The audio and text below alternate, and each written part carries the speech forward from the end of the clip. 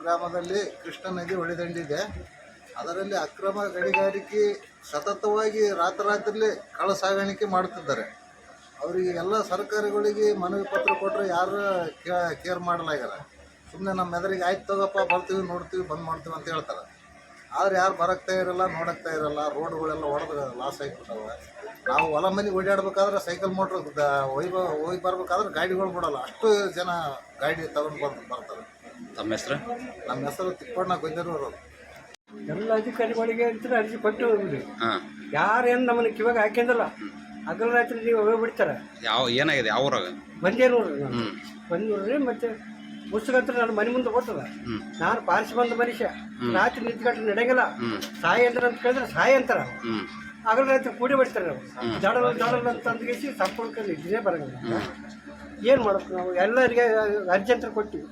C madam ತನ ಅರ್ಜಿ ಕೊಟ್ಟಿವ್ರಿ. ನಾವು ಬಂದು ಹೊಡ್ಕೊಂಡು ಹೋಗಿರಲ್ಲ. ಅದಕ್ಕಾಗಿ ನಿಮ್ಮಲ್ಲಿ ಬಂದಿರಿ. ನೀವೇ ಏನೋ ಕ್ಷಮೆ ಮಾಡ್ಬೇಕು. ತಮ್ಮ ಹೆಸರು? ಮುದ್ದಾಳ. ತಮ್ಮ ಹೆಸರು? ನಮ್ಮ ಹೆಸರು ರಂಗಪ್ಪ ಅಂತ.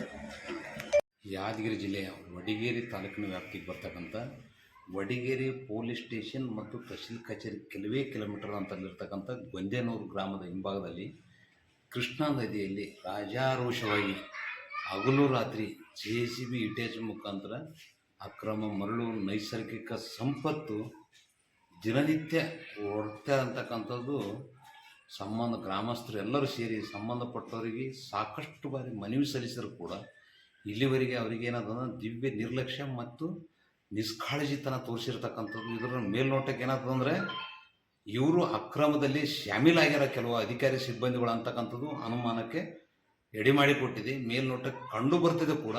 ಅವರೆಲ್ಲರೂ ಸೇರಿ ನನ್ನ ಜೊತೆ ಬಂದು ನನ್ನ ಕಚೇರಿಗೆ ಬಂದು ಭೇಟಿ ನೀಡಿ ಶೀಘ್ರದಲ್ಲೇ ಹೋರಾಟ ಮಾಡಲಾಗುವುದು, ತಾವು ಕೂಡ ನಮ್ಮ ಹೋರಾಟಕ್ಕೆ ಕೈ ಜೋಡಿಸ್ಬೇಕಂತಕ್ಕಂಥ ಮನವಿ ಮಾಡಿದರು. ನಾನು ಕೂಡ ಅವರಿಗೆ ಒಪ್ಪಿದೆ. ನೈಸರ್ಗಿಕ ನಮ್ಮ ಜಿಲ್ಲೆಯ ಸಂಪತ್ತನ್ನು ಕಾಪಾಡ್ತಕ್ಕಂಥ ಪ್ರತಿಯೊಬ್ಬರು ನಮ್ಮ ಜವಾಬ್ದಾರಿ. ಅಧಿಕಾರಿಗಳು ಸಂಬಳ ತೊಗೊಂಡು ಕೇಸಿ ಅವ್ರ ಜೊತೆಗೆ ಶಾಮೀಲಾಗಿರ್ತಕ್ಕಂಥದ್ದು ಇದು ನಾಚಿಗೆಡ್ನ ಸಂಗತಿ. ತಕ್ಷಣ ವಿನೂತನ ಹೋರಾಟ ಮಾಡಬೇಕಾಗ್ತಕ್ಕಂಥ ಎಚ್ಚರಿಕೆ ನೀಡಿದ್ದೇನೆ. ತಕ್ಷಣ ಅದು ಕಠಿಣ ಕ್ರಮ ಕೈಗೊಳ್ಳಬೇಕು. ಅಲ್ಲಿ ಯಾರಾದ್ರ ಮೇಲೆ ಜೀವ ಬೆದರಿಕೆ ಮತ್ತು ಅವ್ರಿಗೆ ಏನಾದರೂ ಆದರೆ ಅರ್ಜಿ ಕೊಡ್ಲಿಕ್ಕೆ ಬಂದವ್ರಿಗೆ ಏನಾದರೆ ಅದು ನೇರ ಹೊಣೆಗಾರರು ಮೈನ್ಸ್ ಇಲಾಖೆ ಅಧಿಕಾರಿ, PSI, ತಹಶೀಲ್ದಾರು ಮತ್ತು ಸಂಬಂಧಪಟ್ಟ ಅಧಿಕಾರಿಗಳೇ ನೇರ ಹೊಣೆ ಬರ್ಬೇಕಾಗ್ತದೆ. ಅವ್ರಿಗೇನು ಅನಾಹುತ ಆದ್ರೆ ಅವ್ರು ನೇರ ಅವರೇ ಹೊಣೆ ಬರ್ಬೇಕಾಗ್ತದೆ. ಅವ್ರ ಮೇಲೆ ಪ್ರಕರಣ ದಾಖಲು ಮಾಡ್ಬೇಕಾಗ್ತಕ್ಕಂಥದ್ದು ಎಚ್ಚರಿಕೆ ನೀಡ್ತೇವೆ.